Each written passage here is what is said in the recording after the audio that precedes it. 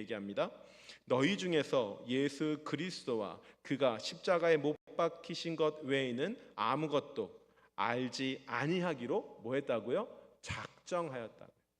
여러분, 제가 이 말씀을 보면서 참 우리 사도 바울은 시대를 역행하는구나.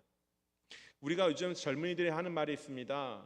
트렌드에 민감해야 된다, 이런 얘기 하거든요. 시대의 변화에 민감하고 시대가 가는 방향에 발맞춰야 된다라고 말하는 것이 예나 지금이나 동일할 텐데, 그 시대 고린도에서는 화려한 언변의 수사학을 사용해야 되고 이 철학적 개념을 가지고 뭔가를 설명해야 사람들이 말을 귀를 기울이는 그 시대에 사도 바울은 뭐라 말하느냐? 나는 예수 그리스도의 십자가 외에는 너희가 알지 않기로 작정하였다. 나는 설명하였을 때에, 나는 이 복음을 너희들에게 전할 때에 그 시대가 말하는 어떠한 방법, 수사학, 놀라운 이 철학적인 지식들이나 논리가 아니라 오직 나는 예수 그리스도의 복음과 그 부활과 그 십자가만 말하겠다고 사도 바울이 우리에게 말하고 있습니다. 여러분, 이것은 사람의 눈을 보기에는 너무나 어리석은 겁니다. 그 시대 주류 사회에서는, 고린도 사회에서는 뭔가 있어 보이게 말하고 꾸미게 말하고 뭔가 가득 찬 것처럼 보여주어야 사람들이 귀를 기울일 텐데, 사도 바울은 아니다. 나는 오직 십자가만 말하겠다. 나는 오직 십자가에 죽임당하신 예수 그리스도와 그의 부활만 말하겠다라고 우리에게 말하고 있습니다. 왜 이렇게 트렌드를 역행할까요? 좀 사람들이랑 발맞춰 살면 되고 둥글둥글 살면 되고 이 시대가 원하는 대로 좀 교회의 모습도 보여주면 될 텐데, 사도 바울은 왜 아니 나는 십자가와 주님의 죽으심과 그의 부활만 말할 거야 라고 말하고 있을까요? 여러분, 교회는 그러한 곳입니다. 세상에 발맞추는 곳이 아닙니다. 우리는 세상을 섬기고 사랑해야 돼요. 왜? 주님께서 우리에게 명령으로 주셨으니까. 그러나 여러분, 우리는 세상이 아닙니다. 세상과는 분명 다른 사람들이며, 세상에서 우리의 지식, 우리의 지혜, 우리의 능력이 아니라 주님의 지혜, 주님의 능력, 주님의 방법을 보여줘야 하는 것이 교회인 줄 믿으시길 소망합니다. 왜냐하면 그것이 하나님의 능력이라고 사도 바울은 확신하였기 때문입니다. 화면을 보시죠. 화면을 보시면 고린도전서 1장 18절 말씀에 우리에게 이렇게 얘기합니다.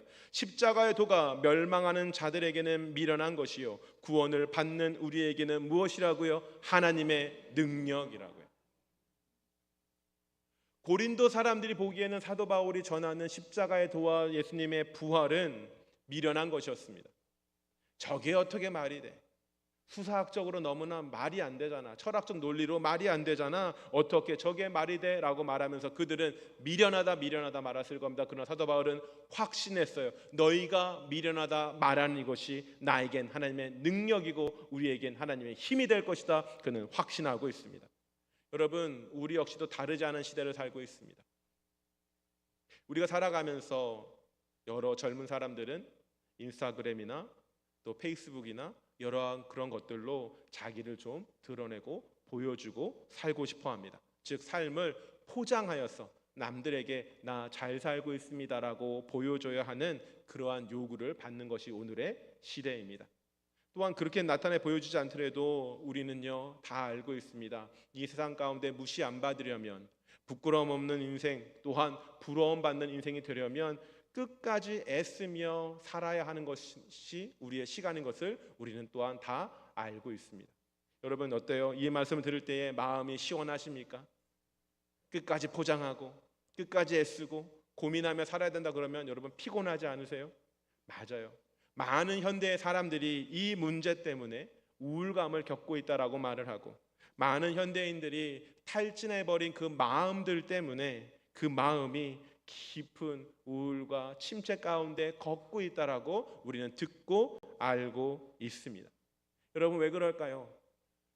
우리 스스로 우리 안에는 우리를 구원할 능력이 없기 때문입니다. 아무리 포장하고 살아도, 아무리 있어 보이게 살아도 결국에 여러분 우리는 탈진할 뿐입니다. 그래서 사도 바울이 우리에게 말하는 겁니다. 너희에게 구원받은 너희에게 하나님의 능력이 될 것이다. 십자가의 도와 십자가의 은혜가, 그리스도의 부활이 너희에게 능력이 될 것이다. 아직 복음을 알지 못하는 너희는 그것을 미련하다 말하겠지만, 왜 저렇게까지 하냐고 말을 하겠지만, 그것이 능력이다라고 말하고 있으므로 오늘 그 복음의 능력을 굳게 붙잡는 날이 되시기를 소망합니다.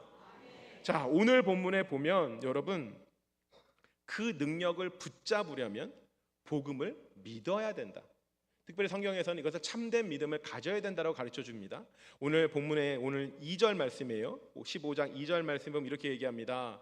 너희가 만일 내가 전한 그 말을 굳게 지키고 헛되이 믿지 아니하면, 굳게 지키고 헛되이 믿지 아니하면 무엇을 받는다? 구원을 받게 될 것이다라고 성경은 말을 합니다. 여러분 따라해 봅시다. 굳게 지키라. 헛되이 믿지 말라. 여러분, 굳게 지키는 것과 이 헛되이 믿지 말라는 것은 다 믿음과 결부된 이야기들이죠. 여러분, 우리는 때로 오해할 때가 있습니다. 성경에서는요, 분명 한 번의 입술의 고백으로 구원을 얻는다 말하지 않습니다. 지나가던 어떤 사람이 갑자기 자기의 죄를 깨달아, 오 주님, 나는 죄인입니다, 나를 구원하여 주십시오, 한 번 말로 고백했다고 그 영혼이 갑자기 구원을 얻는 것이 아니라는 사실입니다. 성경은 분명 우리에게 그 십자가의 말씀 앞에서 그 말씀을 굳게 지키고, 그 말씀을 세상의 유혹 가운데 헛되게 흔들리지 아니하며 껍데기처럼 남지 아니하며 꽉 찬 참된 믿음을 가져야 그곳에 구원이 임하며 하나님의 능력이 임한다라고 성경은 분명 우리에게 가르쳐주고 있습니다. 그래서 사도 바울이 우리에게 말하는 겁니다. 너희가 그 전한 복음을 굳게 지키고 헛되이 믿지 말아야 한다. 그래야 너희에게 하나님의 구원과 능력이 임할 것이라고 사도 바울은 우리에게 가르쳐주는 것이죠. 그러므로 여러분, 확실한 믿음, 분명한 믿음, 견고한 믿음을 소유하는 사랑하는 성도님들 되시기를 소망합니다. 여러분, 복음은요, 사실 시간의 순서로 따져보면 이미 우리에게 주어져 있습니다. 그렇지 않나요? 우리가 지금 새로운 복음을 기다려야 합니까? 새로운 구세주의 이름을 기다려야 되며 그의 말씀을 기다려야 합니까? 아니요, 이미 우리에게는 신구약 66권의 정확한 말씀이, 정확한 복음이 이미 우리에게 주어져 있습니다. 말씀은 더 이상 필요하지 않아요. 온전히 우리에게 완성되어진 하나님의 말씀이 우리에게 주어졌고, 그 말씀을 성경은 우리에게 살아가라고 말하고 있는 것이죠. 이걸 우리가 기억해야 됩니다. 말씀은 이미 주어졌어요. 복음 이미 주어졌어요. 이미 과거의 사실로서 완전한 복음이 우리 모두에게 소유되어져 있습니다. 근데 그것을 향하여 사도 바울이 말하는 것이죠. 너희가 받은 그 복음을, 너희가 알고 있는 그 복음을 다른 새로운 것이 있다 생각하지 말고 굳게 지키고 그 말씀 가운데 살아가라고 명령하고 있는 것입니다. 이 말씀이 우리에게 무엇을 말합니까? 우리가 그 말씀을 머무르며 떠나지 아니하며 견고한 믿음을 붙잡고 살아갈 때에 하나님의 구원이 임하며 능력이 임한다라는 사실입니다. 제가 이것을 어떻게 설명드릴까 하다가 설교를 준비하는 가운데 옛날 일이 떠올랐습니다. 제 아들이, 첫째 아들이 한 2돌 정도 되었을 때에, 그때 아마 기도원에 기도를 하러 간 것 같아요. 그러니까 기도원이 이렇게 건물들이 다 온전하거나 뭐 예쁘게 돼 있지는 않잖아요. 다 덩그러니 집회실만 있는 그런 기도원이었던 것 같은데, 그 기도원이 좀 높게 지어져서 이 계단을 좀 밟고 올라가야 되는 그런 기도원이었습니다. 근데 그 옆에 예쁘게 난간을 해놓은 것이 아니라 적벽돌로 높게 또 난간을 같이 해놓은 기도원이었어요. 옛날 기도원이었던 것 같아요. 근데 제 마음 가운데 그때 이런 생각이 좀 들었습니다. 내 아들을 저 높은 난간에 올려놓고 아빠에게 뛰라고 얘기하면 이 아들이 뛸까? 라는 생각이 들어요. 그래서 여러분, 아빠들에게 아이를 맡기면 안 됩니다. 이상한 짓 자꾸 하는데, 제가 그래서 아이를 좀 올려놓고서 아이에게 말했습니다. 아들아, 아빠가 네가 뛰면 받아줄 거야. 뛰어! 라고 얘기했습니다. 여러분, 아들이 어떻게 했을까요? 울어버렸을까요? 아니면 에이 아빠 장난하지 마세요 이랬을까요? 아니에요. 아이가 뛰어라고 말을 했는데 사실 제가 미처 준비가 안 돼 있었어요. 왜냐하면 설마 그렇게 빨리 뛸 줄 몰랐거든요. 제가 느끼기에 0.1초도 안 되게 아들아 아빠가 받아줄 테니까 뛰어 그랬더니 그냥 뛰어버리는 거예요. 제 거리와 아들의 거리가 한 1m 정도는 되었던 거예요. 제가 얼른 가서 받았습니다. 제가 너무 놀랐어요. 이 아들이 내 말을 믿고 정말 1초도 안 되게 그냥 말이 떨어지자마자 뛰는 모습을 보면서 하나님께서 주신 말씀을 견고하게 붙든다라는 것, 이런 것이 아닐까. 여러분, 그 작은 아이 안에 아버지의 말이 거합니다. 그 말을 알고 있어요. 들었어요. 그리고 그 말에 따라 그가 신뢰하며 행동할 때에 아비의 품에 푹 안기게 되죠. 성경에서 말하는 것이 그러합니다. 여러분, 우리에게 성경의 말씀들, 복음의 말씀들을 우리의 지혜와 우리의 생각으로 계산하지 말라고 말을 합니다. 우리는 세상의 방식대로, 세상의 뜻대로 우리의 복음을 생각할 때에 자꾸 망설이게 돼요. 이게 될까? 정말 이루어질까? 이 부활과 생명 가운데 능력이 있을까? 우리는 생각하게 됩니다. 왜냐하면 우리가 가는 길들은 세상의 길과는 너무나 다르기 때문입니다. 아무리 친한 사람이라도 같은 복음의 도에 있지 아니한 사람은 이 길을 걷지 않습니다. 아무리 내 가족이고 내 부모라 할지라도 같은 믿음의 도에 있지 아니하면 우리가 믿는 이 가치를, 이 귀한 것을 그들은 이해하지 못합니다. 그래서 그들은 말하지요. 왜 그렇게까지 하니?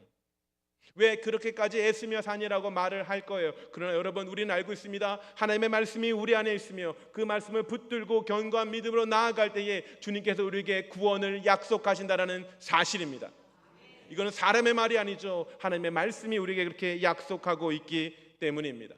그러므로 사랑하는 성도들에게 먼저 권면합니다. 우리 눈앞에 있는 그 막막한 현실을 바라볼 때에, 그 현실들을 바라본 우리가 그 삶의 현실들을 거슬러 올라가야 되는 부담이 있을 때에 항상 주의 말씀을 붙드시길 소망합니다. 견고히 믿으며 그 말씀대로 살아갈 때에 주의 능력과 구원이 우리에게 있는 줄 믿습니다. 또한 여러분, 우리가 하나님의 능력과 은혜를 경험하기 위하여 고린도전서는 우리에게 또한 이렇게 가르쳐 줍니다. 분명 십자가의 복음과 십자가 안에서 죽임 당하신 예수 그리스도의 부활은 능력입니다. 그런데 그것을 온당히 우리의 힘으로 받아들이려면 그 말씀처럼 믿음을 작동시켜야 돼요. 여러분, 제가 믿음을 작동시켜야 된다라고 표현하였습니다. 더 예쁜 표현도 있을 것이고 더 멋진 표현도 있을 터인데 저는 믿음을 작동시켜야 한다라고 말씀드렸습니다. 여러분, 이 말을 오해하지 않으시길 소망합니다. 믿음을 작동시킨다라는 것은 믿음을 만든다라는 의미가 아니라 이미 받은 그 믿음을 실제 우리 삶에서 역사하도록 해야 한다는 사실입니다. 여러분, 우리의 믿음은 너무나 귀한 것이에요. 하지만 믿음 그 자체가 우리의 종착지는 아닙니다. 우리가 때로 살아가다 보면 그것을 놓치고 이해하지 못할 때가 있습니다. 마치 좋은 믿음을 갖는 것, 견고한 믿음을 갖는 것 그 자체가 종착지이고 목표인 것처럼 착각할 때가 있어요. 아니요. 성경에서 보면 이 믿음이라는 것은 우리로 구원을 얻게 하는 도구이지 우리의 종착지가 아닌 것을 아시길 소망합니다. 그래서 믿음을 활용하고 믿음을 사용하고 믿음을 작동시키라고 여러분에게 사랑으로 권면하는 것입니다. 여러분, 에베소서 2장 8절 말씀에 이렇게 얘기합니다. 너희는 그 은혜에 의하여 믿음으로 말미암아 구원을 받았으니. 이걸 논리적으로 보면 여러분, 구원이 하나님의 은혜에 의하여 시작된다라고 얘기해요. 그런데 그다음 뭐라 얘기하죠? 믿음으로 말미암아 구원을 받았다. 여기서 말하는 그 말미암아라는 표현은 믿음을 통하여, 믿음을 사용하여 이런 뜻이에요. 즉 믿음은요, 우리 안에 사용되어져서 마치 닫힌 문을 열려고 할 때에 무엇을 엽니까? 열쇠로 열어서 문을 열잖아요. 그런 것처럼 믿음은 우리에게 구원을 여는 하나님의 은혜의 도구가 되는 줄 믿으시길 소망합니다. 그러므로 우리가 이 하나님의 은혜를 온당하게 활용하고 사용하려면 믿음이 어떻게 동작하고 믿음이 어떻게 작동되어지며 믿음이 어떻게 우리 안에서 역사하여 그리스도를, 그의 십자가와 부활을 믿게 하는지 확인함이 중요한 줄 믿으시길 소망합니다. 여러분, 우리는 장로교 교인입니다. 우리가 장로교 교인일 때 이 장로교의 근간을 놓은 사람이 있겠죠. 그 사람은 바로 스위스의 종교개혁자였던 존 칼빈입니다. 이 사람이 우리에게 믿음에 대한 것을 가르치시며 말을 할 때에 먼저는 이 믿음은 성령의 역사로 말미암아 시작된다라고 분명 말하고 있습니다. 즉 내가 믿음을 쌓아야지, 믿음을 만들어야지 다짐한다고 되는 것이 아니에요. 먼저는 성령의 은혜가 그 안에 바탕이 되어야 되죠. 자, 그것을 어디서 알 수 있느냐? 오늘 같은 고린도전서의 말씀입니다. 2장 10절 말씀에 보면 이렇게 얘기합니다. 오직 하나님이 성령으로 이것을 우리에게 보이셨으니 성령은 모든 것 곧 하나님의 기쁜 것까지도 뭐하게 하신다고요? 통달하게 한다. 참 한자 단어가 정확하게 번역한 것 같습니다. 통달하게 한다. 여러분, 사람이 보아도 깨닫지 못할 때가 많습니다. 눈에 보아도 저 이치가 무엇인지, 저 길이 무엇인지 우리는 어려워할 때가 있어요.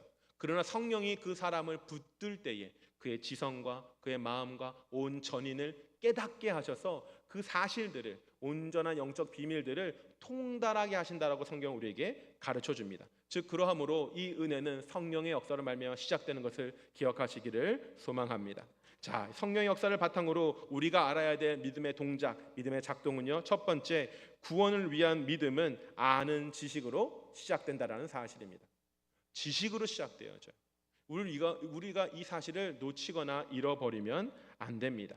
왜냐하면 이 바른 지식이 없이 막연한 감정이나 맹목적인 확신은 여러분 믿음이 아니라 그 자체가 큰 문제를 만들기 때문입니다. 그러므로 우리의 믿음이 온당하게 잘 사용되려면 우리가 기억할 것은 하나님과 예수 그리스도를 아는 믿음의 지식, 바른 지식이 우리 안에 있을 때 비로소 이 믿음이 시작되어지고 움직이기 시작된다라는 거예요. 이 내용은요, 오늘의 본문에서 가장 잘 알 수 있습니다. 고린도전서 15장 3절과 4절 말씀에 보면 여러분 반복되어지는 말씀이 있어요. 자, 15장 3절이죠. 내가 받은 것을 먼저 너희에게 전하였노니 이는 무엇대로? 성경대로. 자, 우리 4절 말씀도 볼까요? 장사 지낸 바 되셨다가 뭐라고요? 성경대로. 사도 바울은 지금 분명 큰 영향력을 가지고 있어요. 사도 바울의 말만으로도 뭔가 사람들의 영향력을 주고 사람들을 움직일 수 있을 거예요. 그러나 사도 바울이 그것을 말하지 않죠. 너희가 구원 얻는 믿음을 얻어야 하는데 그 시작은 바로 지식이야. 근데 그 지식은 무엇이냐? 바로 성경이라는 지식이다. 성경대로라는 이 표현을 꼭 기억하시기 바랍니다. 우리에게 생기는 이 복음의 역사는 갑자기 생겨난 신비적 지식이 아니라, 갑자기 받은 계시가 아니라 모든 사람이 인정할 수밖에 없는 기록된 진리라는 사실을 먼저 믿으시길 소망합니다. 성경은 기록된 진리예요. 누가 아무나 와서 자기의 마음대로 변경하거나 바꿀 수 있는 것이 아니라 너무나 분명하게 기록되어져서 우리가 그 안에 살고 거하고 확신할 수밖에 없는 기록된 진리인 것을 믿으시길 소망합니다. 또한 이 진리는요, 너무나 객관적이고 너무나 공식적인 겁니다. 왜 그 말씀을 드리냐면 고린도전서 15장 5절과 6절 말씀에 보면 여기 또 이렇게 얘기합니다. 게바에게 보이시고 12제자에게 보이시고 또 6절 말씀에 보면 그 후에 500여 형제에게 일시에 보이셨나요? 여러분, 500여 형제에게 한 명씩 각자 보이시면서 너도 만나서 나도 만나서 이게 아니라 500여 형제가 모여있는 그곳에 한 번에 나타나 그 500여 사람이 예수님의 오심과 부활과 능력을 인정할 수밖에 없다라고 말하고 있는 것입니다. 그러므로 복음의 진리와 지식은 여러분 객관적 지식인 것을 믿으시길 소망합니다. 말씀드린 것과 같이 기록된 지식이고 객관적으로 쓰여진 이 지식을 우리가 지성으로 받아들이며 하나님을 알고 믿도록 하나님께서 역사하신다라는 사실입니다. 이 분명한 지성이 없으면, 이 분명한 지식이 없으면 아마도 우리는 사람마다 다른 성경의 복음을 알게 될 거예요. 사람마다 다르고 느끼는 것이 다르고 뜻이 다른데 여러분, 그러면 날마다 성경의 말씀이 다를 거 아니에요. 그러므로 우리에게 가장 기준되는 것, 믿음이 동작하고 발동되기 위해 시작되어야 될 가장 첫 번째 기준은 바로 바른 말씀, 바른 성경의 지식입니다. 여러분, 근데 지식만 있어서는 되지 않죠. 왜냐하면 복음의 지식이 머리로 아는 것에서만 머물러 있다라면 그 믿음은, 그 내용은 반쪽짜리로 동작하는 것에 불과하기 때문입니다. 그러므로 여러분, 지식이 있어야 한다고 믿으셨다면, 생각하셨다면 또한 이것을 기억하실 소망합니다. 구원에 이르는 믿음은 복음의 지식을 참되게 인정하는 동의가 있어야 합니다. 지식 다음에 뭐가 필요하다고요? 동의가 있어야 된다고요. 동의해야 돼요. 왜냐하면 우리가 우리 역시도 너무나 잘 알고 있습니다. 매일 아침마다 일어날 때에 여러분 많은 뉴스와 많은 소식을 우리가 들을 수 있을까요? 없을까요? 우리가 그 작은 스마트폰으로 수많은 지식을 듣습니다. 수많은 소식을 알게 돼요. 그러할 때 여러분 우리가 모든 소식을 다 받아들입니까? 아니죠. 나름의 내 소신과 주장을 가지고서 그 소식들을 다 걸르면서 내가 동의되는 것들, 내가 믿는 것들, 내가 이건 맞는 것 같아라고 하는 것들을 내가 내 마음 가운데 쌓아두지 않습니까? 마찬가지 사람의 모든 생각은 그러합니다. 아무리 지식이 풍성하고 넘친다 할지라도 그 지식을 어떻게 붙들고 내 것으로 동의하냐에 따라 그것이 내게 능력이 되는지 힘이 되는지 달라진다는 사실을 믿으시길 소망합니다. 그래서 사도 바울이 오늘 고린도전서 15장 1절 말씀 이렇게 얘기하는 겁니다. 형제들아 내가 너에게 전한 복음을 너희에게 알게 하노니. 알게 한다는 것이 뭐예요? 지식으로 알게 한다는 거잖아요. 근데 그다음 이렇게 얘기하죠. 너희가 받은 것이요 또 그 가운데 선 것이라. 여러분 받고 서려면 동의가 돼야 설 수 있는 거예요. 동의 안 되는 지식을 설 수 있습니까? 이거는 아닌 것 같은데 거짓되는 것 같은데 여러분 그 말씀을 들을 수 있어요? 우리는 그것을 참고 들을 수 없어요.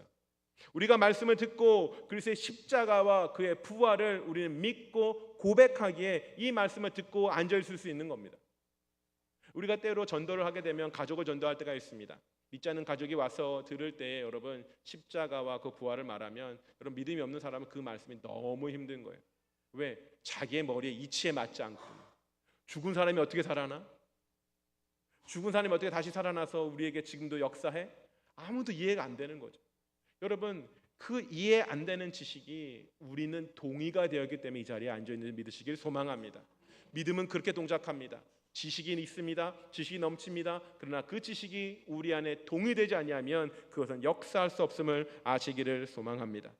그리고 만약 동의되지 아니하면 성령이 역사하셔서 그것을 우리에게 믿게 하지 아니하시면 우리는요 다만 예배를 나아오지만 하나님의 교회의 마당을 밟고 지나가는 사람, 참되게 예배하고 참되게 하나님을 기대하는 것이 아니라 그저 지나가는 사람이 될 수밖에 없음을 아시기를 소망합니다. 또한 여러분 말씀드렸어요.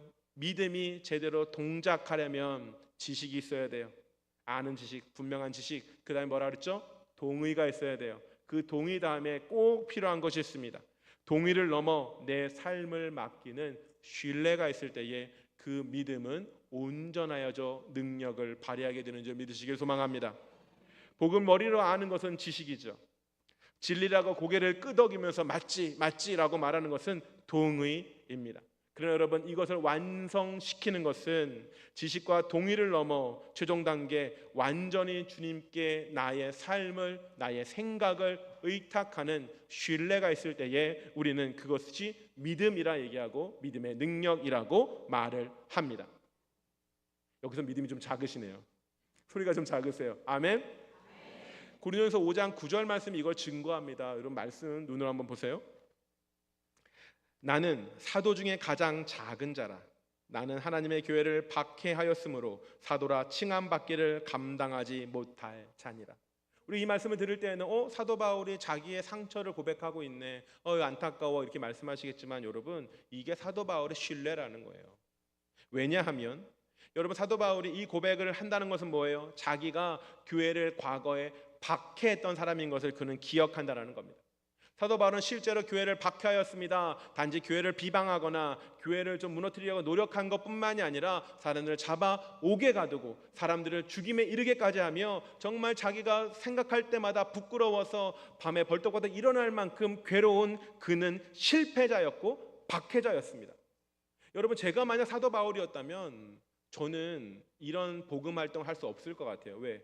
복음을 전할 때 사람들이 물어보고 아니 물어보지 않더라도 그들의 눈빛 가운데 내가 마치 저 사람 박해자인데 저 사람 교회를 능멸하며 교회를 무너뜨리려고 했던 사람인데 무슨 자격이 있어 저러고 있지? 라는 말을 꼭 할 것만 같아서 우리 마음이 그렇잖아요. 남들은 나에게 비난하지 않아요. 남들은 나를 실패자라고 부르지 않아요. 그런데 마치 나에게 그런 말을 하는 것처럼 무섭기 때문에 우리는요 그 자리를 피하죠. 제가 만약 사도 바울이었다면 저는요 하나님을 섬기고 사랑하긴 하여도 모른 척 숨어 있거나 아무도 모르는 곳에서 신앙생활을 할 것 같아요. 왜? 부끄러우니까. 나는 실패자니까. 나는 교회를 박해하였던 사람이니까. 여러분 다시 보세요. 15장 9절 말씀에 뭐라 얘기해요? 나는 사도 중에 가장 작은 자라. 나는 하나님의 교회를 박해하였음에도 사도라 칭함 받기를 감당하지 못한다. 이 얘기를 하고 있는 건 뭐예요? 그러함에도 나는 주님의 이 사역을 감당하고 있다라는 의미잖아요. 그러함에도 나는 주님을 신뢰하여 나같이 실패하고 나같이 넘어지고 나같이 교회를 박해하던 사람에게도 주님의 은혜가 커서 나로 이 복음 전하는 일을 주님께서 맡기셨구나, 신뢰함으로 일을 감당하고 있다는 사실을 기억하시길 소망합니다. 이게 바로 믿음의 능력입니다. 지식이요, 아는 것 중요합니다. 풍성히 아는 것 중요해요. 그러나 아는 것에서 멈추면 반쪽도 되지 않습니다. 머리만 커지는 신앙인이 될 거예요. 그 지식을 동의해야 됩니다. 맞지, 그러하지, 이게 옳지, 마음 먹어야 돼요. 그러나 그 마음 먹은 말씀 가운데 내 삶과 내 걸어가는 생각을 두지 아니하면 여러분 능력이 나타나지 않습니다. 사도 바울의 사역 가운데 능력이 나타난 이유는 그가 하나님은 알고 그 말씀과 복음의 진리에 동의하면서도 주님이 명령하고 말씀하실 때에 그 복음을 향한 사명의 자리로 신뢰함으로 나아갔기 때문입니다. 그는 실패했습니다. 연약했습니다. 그러함에도 하나님을 기대함으로 자기의 가능성, 자기의 능력이 아니라 오직 하나님의 신실함만을 의지했음을 기억하시길 소망합니다. 그러므로 여러분, 말씀을 정리하고자 합니다. 우리는 이 세상을 살아가면서 세상의 것과는 다른 반대의 길을 갈 수밖에 없는 사람입니다. 그래서 예수님은 우리가 가는 그 길은 넓은 길이 아니라 좁은 길이라 말했고, 좁은 문을 통과하라고 주님이 우리에게 말씀하신 것이죠. 그 말씀 기억하시죠? 그러하다만 여러분, 우리가 세상과 다르다라는 것을, 세상에서 우리의 도가, 우리의 믿음이 반대를 받거나 인정받지 못하는 것에 대해서 이상히 여기시면 안 됩니다. 오직 십자가와 그의 부활 안에만 능력과 힘이 있습니다. 세상에서 너희를 포장하고 너희가 더 지혜롭게 만들고 사람들이 우러러보고 부러워할 만큼 너의 모습들을 갖추라고 말하지만 성경 그렇게 말하지 않습니다. 너희는 죄인이고 너희는 십자가의 은혜가 없으면 넘어질 사람들이고 하나님의 함께 하심이 없으면 너희는 사라질 사람들이라고 성경 우리에게 말합니다. 그러나 그러할 때 우리는 무엇을 의지합니까? 주님, 나는 세상의 지혜로 살지 않겠습니다. 세상의 방법으로 구원을 찾지 않겠습니다. 오직 하나님 주시는 그 은혜로, 그 십자가로, 부활로 내 길을 찾기를 소망합니다. 붙드시는 모든 성도님들 되시기를 소망합니다. 또한 우리가 그것을 의지하고 바라볼 때에 먼지 쌓여있는 열쇠 같은 것이 아니라, 어디 박혀있는, 어디에 던져져 있는지 모르는 서랍 속에 있는 열쇠가 아니라 진실로 구원의 문을 여는 열쇠가 우리에게 믿음으로 소유되어지기를 소망합니다. 믿음은 도구입니다.